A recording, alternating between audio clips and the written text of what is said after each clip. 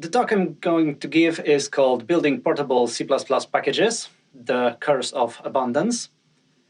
And it would be a first in a series of 2 talks. My friend Adrian will talk to you about the future of C++ packaging and building. I'm going to tell you a bit about history and some bad practices I saw.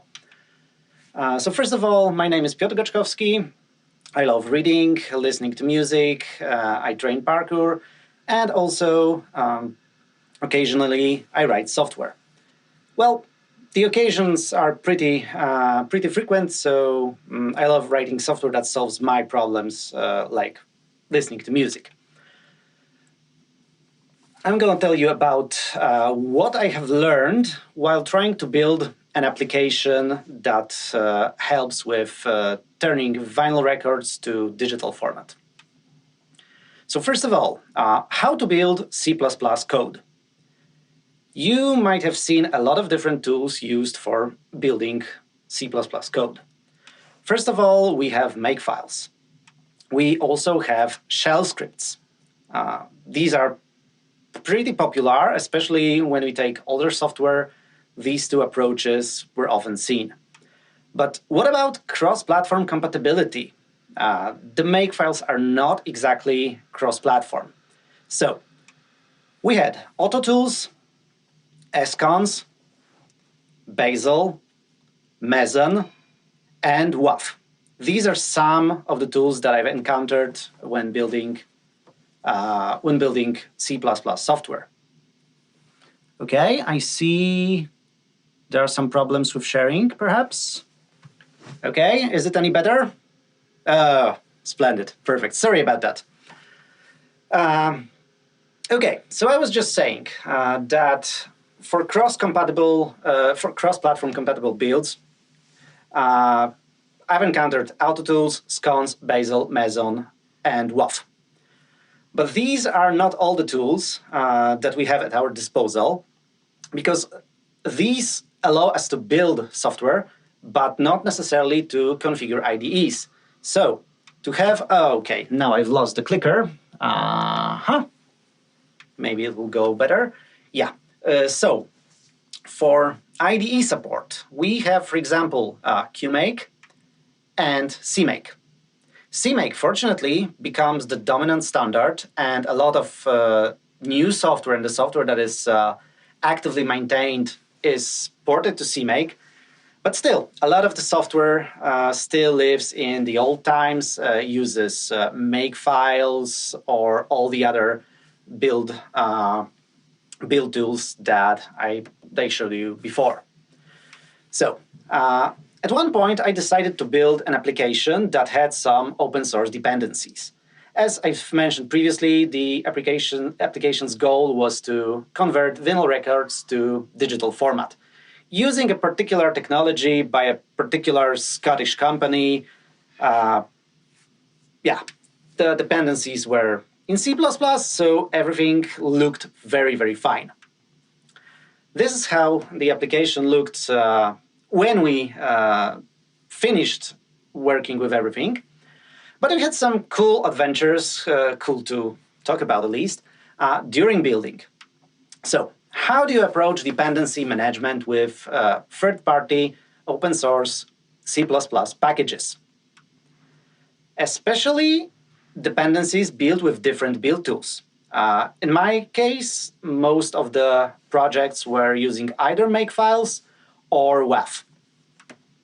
Also, those projects were using dependency resolution for their dependencies using an in-house helper that fetched data from AWS S3 buckets, and the contents of those buckets could change. So old packages could be deleted while we still were using the dependencies in particular version. This wasn't very good, but we didn't have any other choice back then. Fortunately, those dependencies could also use source dependencies for their dependencies. So the binaries were not always required. This led to creating a kind of Frankenstein monster build system.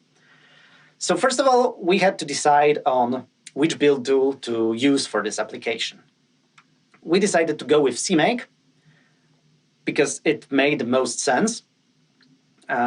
It builds on different platforms, and preparing builds for different platforms is relatively easy compared to all the other tools that I had experience with. And cross-compilation is also supported, which is very nice. We haven't used cross-compilation support, but it's nice knowing that whenever we need it, we can get it. And CMake is basically a de facto standard right now. There are still few modern build systems that are in use parallel to CMake, but in my experience, what I saw, most of the stuff already uses CMake. So this makes it easier to debug things, look for documentation. Basically, yeah, makes sense. So how to handle the deps, how to handle the various open source dependencies that we had. We used lots of external projects. External project is a construction in CMake that allows you to fetch some source from a different remote location, configure it, build it, etc., etc., etc. We totally abused the external project. We were building each dependency from source. And yeah, for example, the audio conversion was done by using system socks when we were doing the MVP. So it wasn't the best code. It wasn't something following best practices. But as I've mentioned before, I'm talking about worst practices that I had, and then got progressively a bit better in next iteration. So the external projects looked basically like what you see, hopefully, in the slide. We had to download the code from GitHub. We had to check the tag that we are compatible with. Then we had to run some patches because not everything worked as we expected. Then we had to run the configure command, which actually not only configured the stuff, but also downloaded the next level dependencies. So yeah, it's kind of sketchy. If you ever had if you ever worked with external projects, this is typically an anti-pattern to whatever should be used there. But yeah, for a moment, this worked. So good. What I didn't like about this approach, first of all, there were long build times because all the dependencies have to be built each time, especially on the CI. This was a problem. But sometimes the binary deps were missing. As I've mentioned, the AWS S3 buckets, for sometimes the files from there would disappear because they were obsolete, and then our builds would crash. And also we got some version drift for what was available and what was like necessary for us. So we wanted to solve that. And also the comments for different platforms were set as variables, and it was very, very, very extremely messy. Like this, there was if for every platform that we had, and setting the name of the tools, setting the arguments to some of the tools, and using a lot of different stuff. So as I said, a lot of great anti-patterns, something not to do in your own projects. So time to clean up. First of all, we wanted to stop using external binaries called via system calls. So we decided to use Conan for dependency management. And the Conan was used to fetch flag and speedy log. This helped us drop the external socks library. And what's best, switching to previously, we had to download the binaries, package them, and do a lot of different stuff via custom shell scripts. With Conan, we had to add this file that states that we want this version of flag and this version of speedy log. And we needed to add those few lines to the CMake list. So we wanted to include the Conan build info file generated by Conan. We needed to run Conan basic setup function, and then we just needed to add the Conan libs to the target, to the binary target that we wanted to link. So, what were the results of that? It was a lot of easier to build and also easier to package. We no longer needed to take care about where the binary would end up on different systems, how to call it, etc., etc., etc. So this was the first progress, but still this wasn't perfect. So we decided to try more cleaning up all those libraries that went in via the external project. These was also something that we wanted to get rid of. We did Travis configuration for each one of them. So basically fork them from the original maintainer, added Travis, fixed up building a bit, and created binaries that contained everything that we needed. So this was very helpful. We hosted the binaries on GitHub, and when doing builds of our own application, we basically downloaded the binaries for appropriate platform, and everything was more or less where we expected it to be. What were the results this time? First of all, better control, because we controlled what binaries are hosted, where they are hosted, what depends on what, etc. So it was easier to basically fix the mess we put ourselves into. But it also resulted in quicker builds of the app, because we no longer had to build 10 projects or so during the builds of our application. We only downloaded the binary, unpacked it, and everything was more or less fine. It still isn't the best approach. So what I'm showing you here is not like what you should be following. These are merely the steps we took to make it better gradually. There are still things that we want to do in the future to make it even better. But let's switch to the topic of packaging. We wanted to package the application for Windows, for macOS, and for Linux. So we were using the Qt library that probably a lot of you are familiar with. I think it's like the most common C++ library for creating graphical applications. We wanted to have ANSYS for Windows. We wanted to have DMG for Mac, but we didn't have a good idea what to use for Linux. Our target group was not like power users of Linux, so probably it's possible they didn't even know what exact distribution they were running. So we couldn't go just for deps, for RPMs, for whatever. We were thinking of some other approach. So for packaging, we considered Appimage and Flatpak. Both are fairly popular. Flatpak somehow required a bit more work. It required choosing some SDK and framework to follow. So we decided to try Appimage. Appimage felt much more intuitive, but there was a drawback. It also required us to build the application on machines with ancient GNU libc.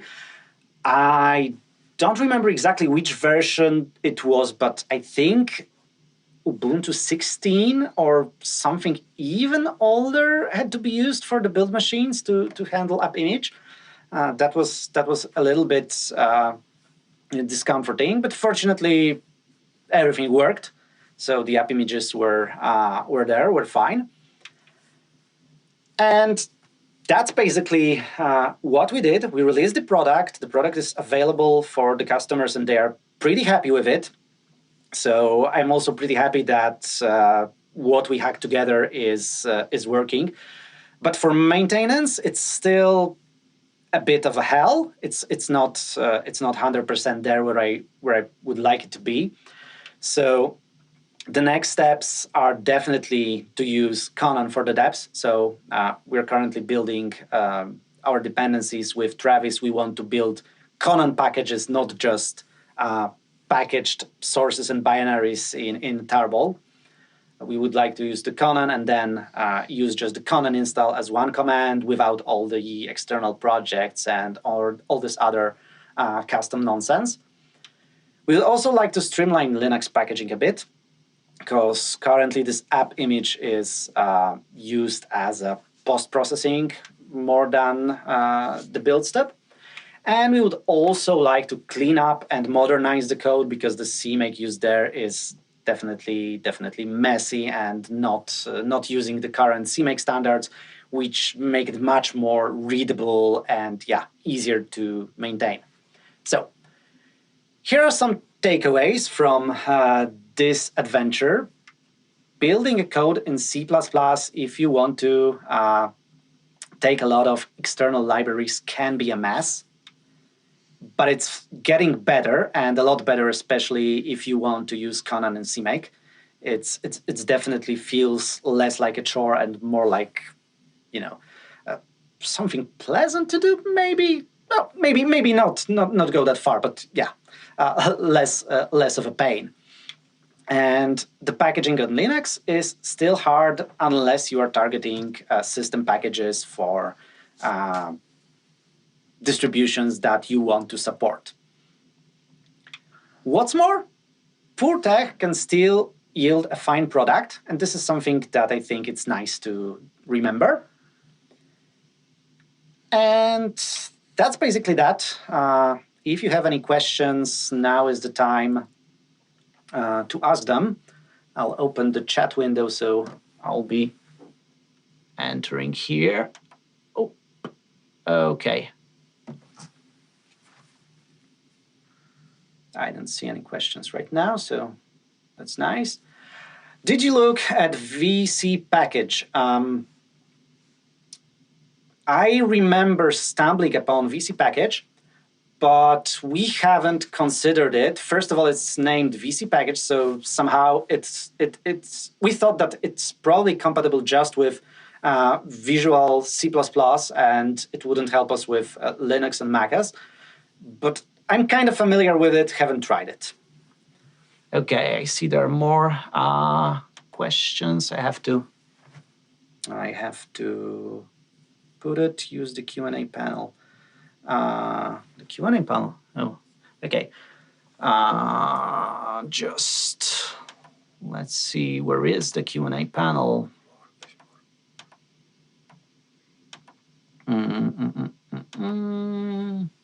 Okay, the Q&A panel.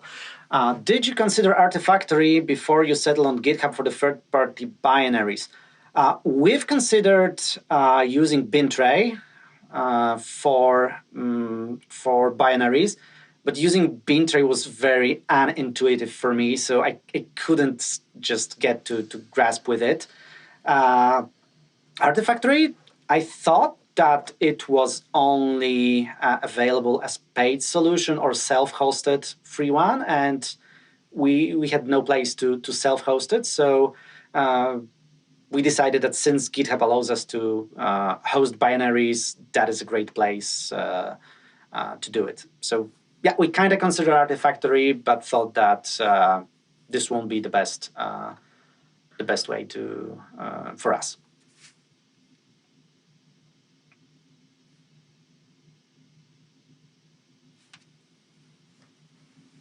I'm not sure if there are more questions or what. Okay, yeah, this was answered live. What about external project add caching? I'm not sure if I get this question correctly. So when we were using external project add, the things that we built were, of course, cached locally, and after subsequent rebuilds, we didn't have to rebuild everything from the beginning. But sometimes we wanted to have a clean build, and a clean build usually required cleaning the cache as well. So this required rebuilds. Also on the CI, we didn't have the cache set properly for that, I think. So this was also a problem. I hope this answers your question. Okay, and I'll mark it as answer live. Oh, I see the clarification. All external project build artifacts can be cached by CMake, provided you build out of source and move between CA actors. Yes, that's something that we could have probably done. But yeah, somehow we didn't go that route.